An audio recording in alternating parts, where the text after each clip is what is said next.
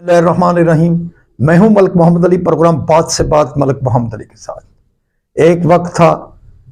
کہ کوئی تصور بھی نہیں کر سکتا تھا کہ تحریک انصاف اور مولانا فضل الرحمان کے درمیان اتنی قربت ہوگی۔ یہ قربت اتنی بڑھ گئی ہے کہ اب تحریک انصاف کے چیئرمین بیرسٹر گوہر نے دعویٰ کیا ہے کہ ان کی حکومت کے خلاف جو تحریک چل رہی ہے اس میں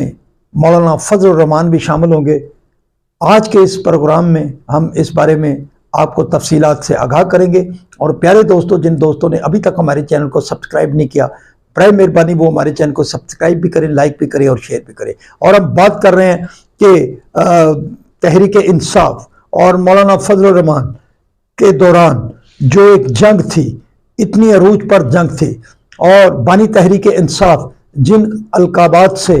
مولانا فضل الرحمان کا نام پکارتے تھے، جلسوں میں ان کے نام کے حوالے سے فرمائشیں ہوتی تھی اور وہ بہت زیادہ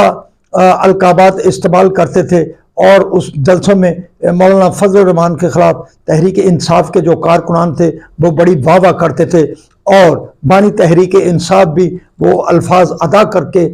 مسکراتے تھے۔ اور اسی طرح مولانا فضل الرحمان بھی جب بڑے جلسہ عام کرتے تھے، اس میں کوئی شک والی بات نہیں کہ مولانا فضل الرحمان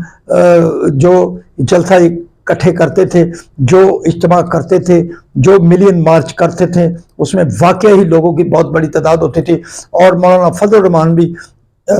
عمران خان کو جس انداز میں تنقید کا نشانہ بناتے تھے، بلکہ بعض کا تو حق و باطل کی جنگ قرار دے دیتے تھے اپنے ان الفاظات میں۔ لیکن 8 فروری کے الیکشن کے بعد جو نتائج سامنے آئے، جو معاملات آئے، مولانا فضل الرحمان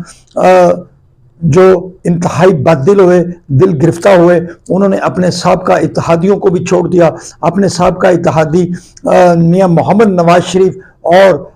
آصف علی زرداری کے ساتھ ان کے بہت زیادہ گہرے تعلقات تھے۔ ایک عرصہ کے ساتھ انہوں نے ان تعلقات کو بھی سائڈ پر کر دیا، بلکہ کہا کہ یہ حکومت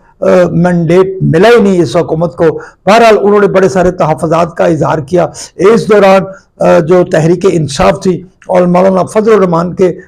درمیان بھی کچھ بات چیت کا آغاز ہوا، وفود کی ملاقاتیں ہوئیں، اور مولانا فضل الرحمان تو انتہائی غصے میں چلے گئے اور انہوں نے بہت زیادہ غصہ کیا، بلکہ وہ